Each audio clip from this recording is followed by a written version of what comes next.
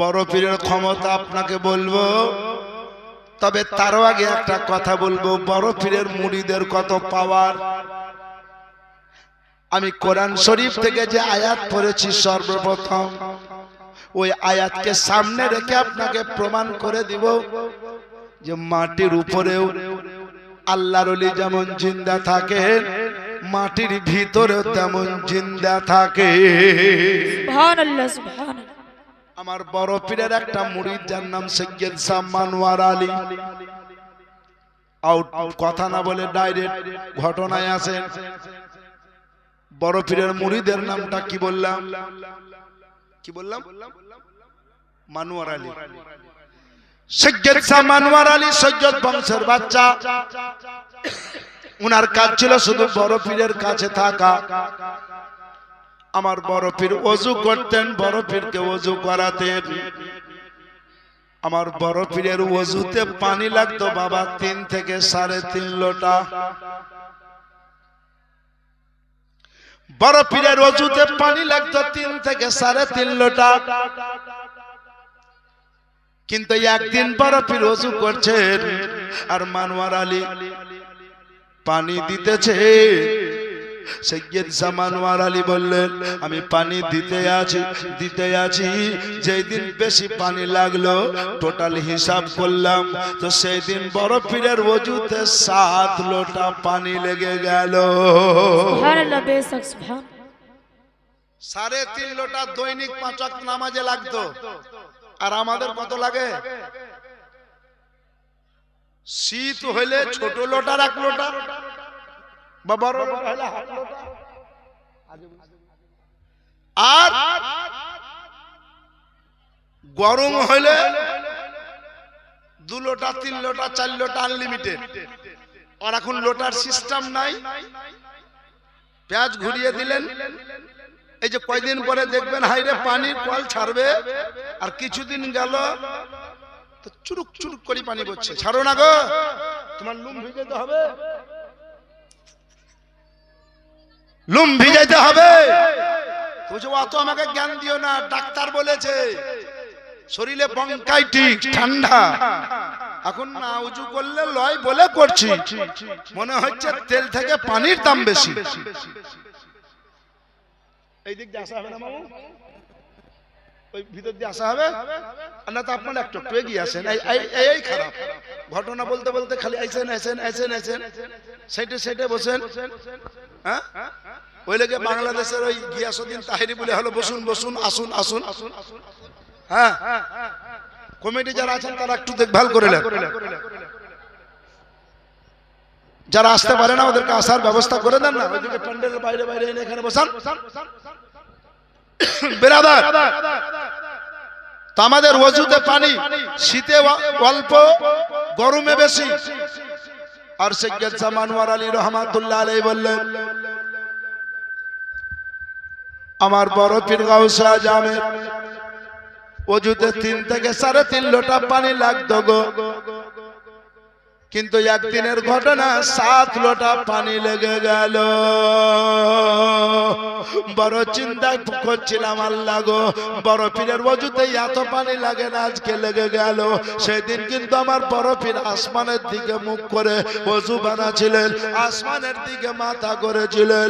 মানওয়ার আলী বলছেন, আমি চেহারায় পানি দিতেছি, দাড়ি দিয়ে পানি পড়তেছে, সঙ্গে সঙ্গে দাড়ির নিচে আমি হাত লাগালাম। ও মুসলমানের আগো,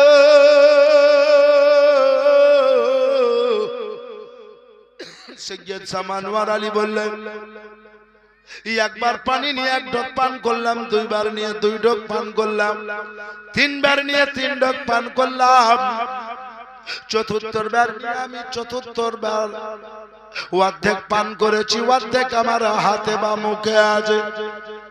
আমার গাউসে আজম চোখ খুলে দিয়েছেন, আর চোখ খোলা মাত্র বললেন, ओ मनवार अली तूने क्या किया है, मेरा वजू का पानी पी लिया। ए मनवार अली তুমি কি করলে, আমার ওযুর পানি পান করলে নাকি? বলে হুজুর গো, আপনাকে প্রতিদিন আমি ওযু করাই 3 থেকে 3.5 লোটা পানি লাগে। হুজুর আজকে ওযু করালাম, আজকের ওযুতে আপনার 7 লোটা পানি লেগে গেল।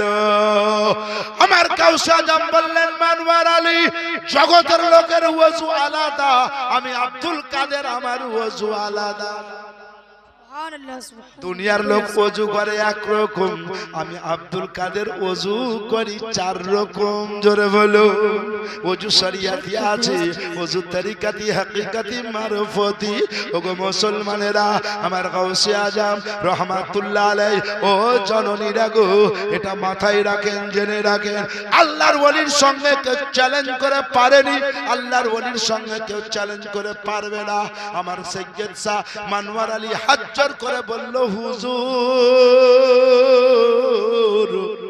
আপনি চোখ বন্ধ করেছিলেন, তখন আপনার দাড়ি দিয়ে পানি পড়ছিল, সেই পানিগুলো একবার দুবার করে 3 বারে 3 ঢোক পান করলাম। আর চতুর্থ ঢোকটা অর্ধেকটা ভিতরে অর্ধেকটা বাইরে, বুঝি 3.5 ঢোক ওযুর পানি পান করে নিয়েছি।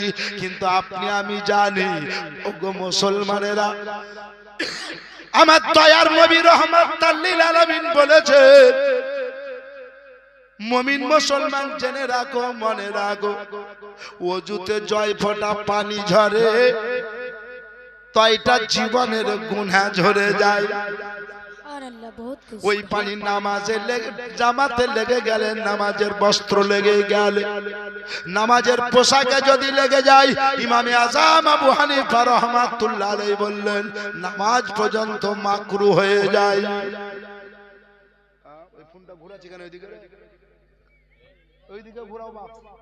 বলে কি গুঙ্গু করছে? অফ করেছো? ঠিক আছে। বেরাদারানে ইসলাম, আমি আপনাদেরকে জানাতে চাই, মুসলমানের আগো, আল্লাহর ওলির ওযুর পানির পাওয়ার কত? যদি আল্লাহর ওলির ওযুর পানির পাওয়ার দেখতে হয়, তো আমাকে নূরের নবীর ওযুর পানিরও পাওয়ার দেখতে হবে। কথাটা শুনলেন? আমি আপনাদেরকে আজকে আল্লাহর ওলির ঘটনা খানিক বলবো, সময়কে লক্ষ্য করে। ওগো মুসলমানেরা, সৈয়দ শাহ মানওয়ার আলীকে বলছে, আমার ওযুর পানি কত ঢোক পান করেছো? বলে 3.5 ঢোক। আচ্ছা, কখন পান করছিলেন? বলে হুজুর আপনি যখন আসমানের দিকে মুখ করে চোখ বন্ধ করেছিলেন। বলে পাগল রে, আমি আসমানের দিকে মুখ করে চোখ বন্ধ করেছিলাম মানে তুমি অন্য কিছু ভাবছো নাকি? তুমি যে আমাকে দৈনিক ওযু করাও, তাই আমি চোখ বন্ধ করে আল্লাহর সঙ্গে দিদার করছিলাম, আর আল্লাহকে বলছিলাম, আল্লাহ গো, আমাকে যে মানওয়ার আলী প্রতিদিন ওযু করায়, এই মানওয়ার আলীর দুনিয়াতে আয়ু কত বছর আছে? কারণ কবি বলেছে, উল্টি চাল চলতে হ্যাঁ दीवान गाने आँखों को बंद कर लेते हैं दीदार के लिए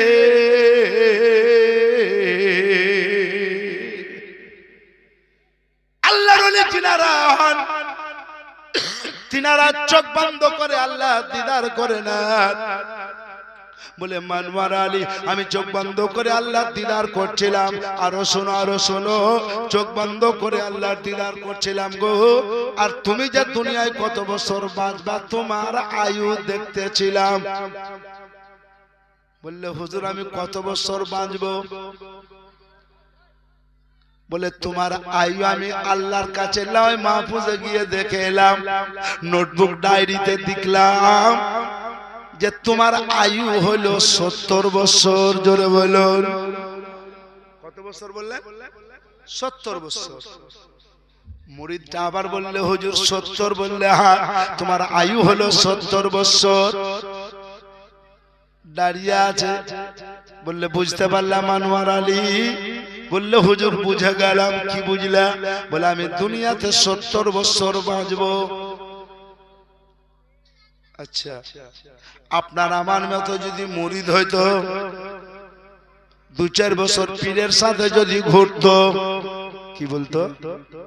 পীর সাহেব যদি বলতো, বাপ জয়নাল গো, তুমি বেশি দিন বাঁচবে না,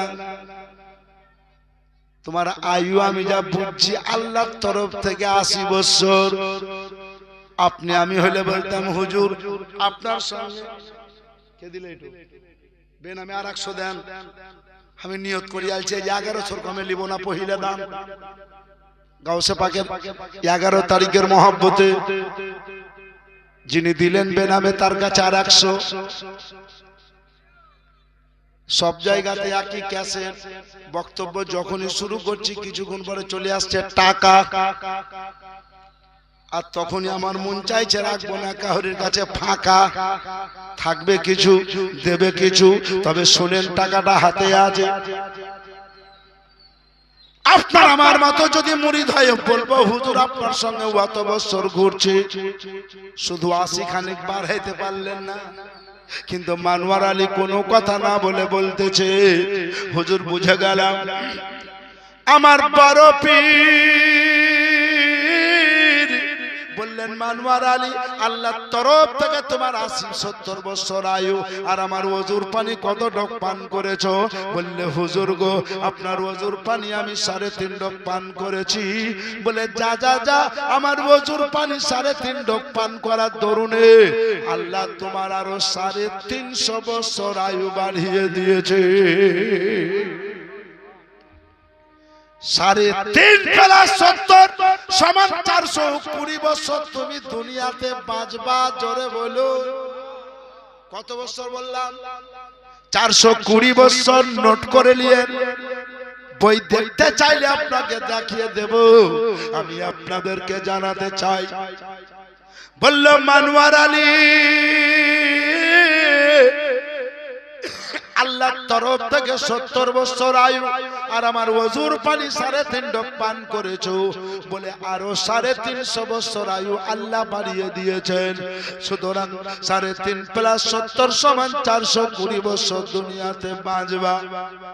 মানওয়ার আলী বলল, আল্লাহ পাক রব্বুল আলামিন এত আয়ু দিলেন আপনার নেঘায় করাবে।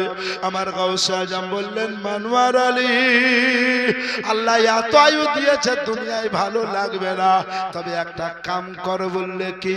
বলে পহলে আপনি আঁখ কো বন্ধ করো। বেশ কিছু পরে বলে আপনি আঁখ বন্ধ করো। তো মানওয়ার আলী বলছেন আমি চোখ বন্ধ করলাম। বলছেন পহলা কদম উঠাও। তো প্রথম পা উঠালাম, জমিন पे रखो, तो जमीने रखलाम। दूसरा कदम उठाओ, द्वितीय पा तुललाम, जमीन पे रखो, जमीने रखलाम। तीसरा कदम उठाओ, तृतीय पा उठालाम, जमीन पे रखो, जमीने रखलाम। बोलचन सुनो, पहला कदम जमीन पे रखा, दूसरा कदम जमीन पे रखा, अब तीसरा कदम को आधा जमीन पे रखो, आधा उठा के रखो, यानी तृतीय पाटा অর্ধেকটা জমিনে রাখো আর অর্ধেকটা গুড্ডা তুলে রাখো। বললে হুজুর তাই করলাম। বললে আপনি আঁখ খুলে দাও, নিজের চোখ খুলে দাও। কসম খোদা চোখ খুলে দিলাম। বললে কাহা থা, কাহা পৌঁছ গয়া? বললে হুজুর ছিলাম বাগদাদ শরীফে, চলে এসেছি হিন্দুস্তানের সরজমিনে এলাহাবাদে। জোরে বলুন আল্লাহু আকবার, আল্লাহু আকবার, জিন্দাবাদ। বেরাদার আর এই পাতে আমার বড় পীর বাগদাদ শরীফ থেকে এলাহাবাদে পাঠিয়ে দিয়েছে। চিন্তা করেছেন? এবার সেই সময় খাজা মাইনুদ্দিন চিশতি সঞ্জারি রহমাতুল্লাহ আলাইহি হিন্দুস্তানে আসেন। হিন্দুস্তানের লোক মুসলমান কেউ নাই, সব গায়ের মুসলিম, গোয়াল ঘোষ, বিভিন্ন ফেরকার মানুষ, ইহুদি নাসারা। এবার আপনার সামনে যদি একটা অন্য লোক চলে আসে তো কি ভাববেন? উনি হিন্দুস্তানের এলাহাবাদে চলে এলেন। সুবহানাল্লাহ, লোক চিনতে পারে না। উনি একটা গাছতলায় বসলেন, গাছতলায় বসে জিকির আজকার করেন, ইবাদত বান্দাগি করেন, তাসবিহ তাহলিল করেন। তবে মুসলমানের আগো উনার যখন 420 বছর বয়স কমপ্লিট হয়ে গেছে, উনি ওই জায়গাতেই ইন্তেকাল করে গেছে। 420 বছর বয়স কমপ্লিট, ইন্তেকাল করেছে গাছতলায় বসে। এইভাবে আল্লাহর কি রহমত দেখেন, আল্লাহ কত ভালোবাসেন বান্দাকে। লোক তো মাটি দেওয়া বুঝে না, লোক দেখতেও পায় না। উনি এসে জঙ্গলে গাছতলাতে আল্লাহ বিল্লাহ করতে করতে গাছতলায় বসে থাকতে থাকতে সুবহানাল্লাহ, গাছতলা থেকে একটু এদিক ওদিক গেছে, সুবহানাল্লাহ, গাছের গুঁড়া থেকে দূরে সরে বসে আছে। ওই জায়গাতে আল্লাহ পাক ইবাদত বান্দাগির মাঝে উনার মওত নিয়ে নিয়েছে, আর মওত পড়ে আছে। আল্লাহ পাক কাকে দিয়ে উনার দফন করছেন, মাটিতে ঢেকে দিচ্ছেন। দেখেন কিছু রুই পোকা চলে এলো, এসে ওই জায়গায় মাটি তুলতে লাগলো। জোরে বলুন। পোকা মা করে মাটি তুলতে তুলতে তুলতে তুলতে পাহাড়ের মতো করে দিল, তার দেহ ঢাকা গেল। আর দেহ যখন ঢেকে গেল, নতুন মাটি যে জায়গায় ফেলবেন, দেখবেন 1 বছর পরে জায়গাটাতে ঘাস কত বের হবে। নতুন মাটি দেহ ঢেকে নিয়েছে, প্রচন্ড ঘাস হয়েছে। কিছু গোয়াল এদিক ওদিক ঘাস কাটতে কাটতে দেখেছে, নজর চলে গেছে পাহাড়ের দিকে। বলে ওই জায়গাটাতে প্রচন্ড হারে ঘাস, চলো ঘাস কাটতে যাই। হোসাটা হাতে নিল, ঘাস কাটতে চলে গেছে। মুসলমানের আগো ঘাস কাটতে গিয়ে হোসা চালাতে চালাতে চালাতে চালাতে ও মুসলমান জননী, হোসা একটু জোরে চালিয়ে দিয়েছে। হোসাটা জমিনের ভিতরে চলে গেছে। আর যেমনই জমিনের ভিতরে চলে গেছে, জমিনের তল থেকে, মাটির তল থেকে যেন পানির চোয়ানের মতো রক্ত উঠতে লেগেছে। গোয়াল চিন্তায় পড়ে গেল,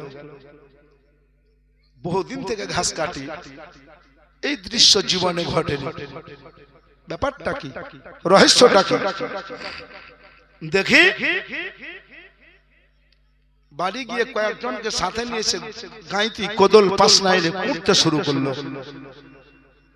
দূর থেকে মাটি কুটতে কুটতে কুটতে কুটতে দেখলো যে ওই জায়গাতে একজন ব্যক্তি সুবহানাল্লাহ শুয়ে আছেন। মুখটা কাবা শরীফের দিকে, মাঝখানে আমার রাসূলের রওজা শরীফের দিকে যাই। হাতে একটা তাসবিহ, মুখ ভরা দাড়ি, মাথায় তার দাড়ি, আর আঙুলটা হিলছে, আর তাসবিহর কাঠিও পার হচ্ছে। জোরে বলুন। গোয়াল দেখে হাত জোর করে বললে, আপ ভগবান ঈশ্বর গড প্রভু কোন है? ইনি বললেন, मैं कुछ नहीं। বললে তাহলে কি অবস্থা? বললে, পাগল রে, একটু আগে তুমি ঘাস কাটতে লেগে আমার জান কেটে দিয়েছো। সেই জান কাটা গেছে, ওই জান দিয়ে রক্ত উঠতে লেগেছে। আপনারা অনুভব করেন, মুর্দা মানুষের দেহকে যদি কাটে, রক্ত বের হয়ে আসবে। ও মুসলমানের আগে ग्वालटा बल्ला अपनी के गो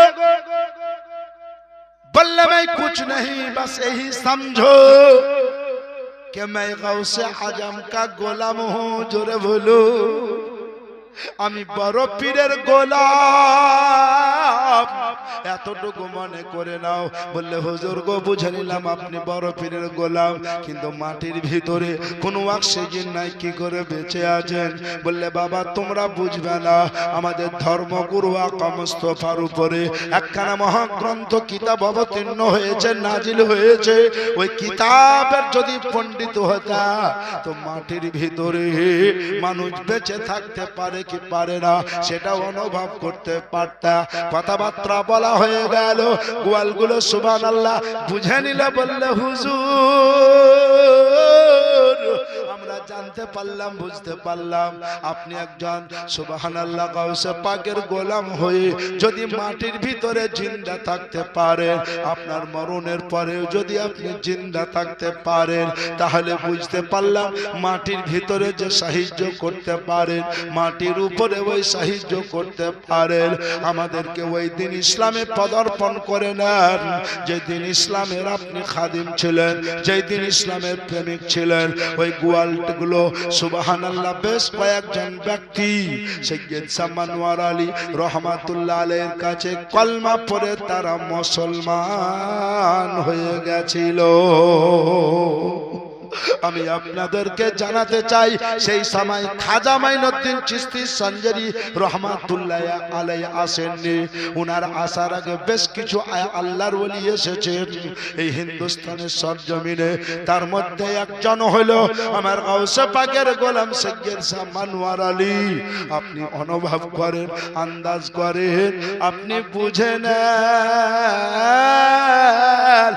যদি গোলামের পাওয়ার এই হয় তো আকার পাওয়ার কত হতে পারে। গোলাম মনোয়ার আলী যদি এই পাওয়ার হয় তো আমার গাউস আজমের পাওয়ার কত হতে পারে। আপনাদের যদি ধৈর্য থাকে আমি আপনাকে শোনাবো এই গাউসে পাক কে আল্লাহ পাক রব্বুল আলামিন কত বছর দুনিয়ায় বাঁচিয়েছিলেন। এই গাউসে পাক রহমাতুল্লাহ আলাইহি সুবহানাল্লাহ উনার ছেলে মেয়ে কয়টি ছিল, উনার জানাজার নামাজ কে পড়িয়েছিল, উনি দিনে কতবার খাওয়া দাওয়া করতেন, উনার জমি ক বিঘা ছিল, আপনাকে সব শোনাবো ইনশাআল্লাহুল আজিজ। কোনো চিন্তা নাই, এতটুকু জেনে রাখেন আপনার আমার ওযুর পানিতে গুনাহ ঝরে যায় আর গাউসে পাকের ওযুর পানিতে কারামত হয়ে যায়। আর নবী মুস্তাফার ওযুর পানিতে বড় মজা হয়ে যায়। বলবেন মাওলানা কথাটা কেমন? নবী বললেন মাওলাই আলীর বাড়ি গিয়ে এক লোটা পানি চেয়েছিলাম। হযরতে আলীকে বললাম আলী চলো তোমার খেজুর বাগানে যাব। খেজুর বাগানে গেলাম। খেজুর বাগানে গিয়ে উঁচু জায়গায় বসে নবী শিক্ষা দিয়েছেন ওযু যখন করবা একটু উঁচু জায়গায় বসবা, কারণ ওযুর পানিটা সুবহানাল্লাহ নাপাক হয়, ওযুর পানিটাতে গুনাহ ঝরে। যদিও আমি নবী, আমার ওযুর পানিতে গুনাহ ঝরে না, বরঞ্চ আমার ওযুর পানিতে মজা হয়ে যায়, আমার ওযুর পানিতে অলৌকিক ঘটনা হয়ে যায়। আর তোমাদের ওযুর পানিতে গুনাহ ঝরে। নবী উঁচু জায়গায় বসে ওযু বানাচ্ছেন। মাওলাই আলী হাদিসে পাক বর্ণনা করছেন, মাওলাই আলী বললেন রব্বুল আলামিন খালিকে কায়নাত তোমার হাবিবকে দেখলাম ওযু করছেন আর উনার ওযুর পানি গড়তে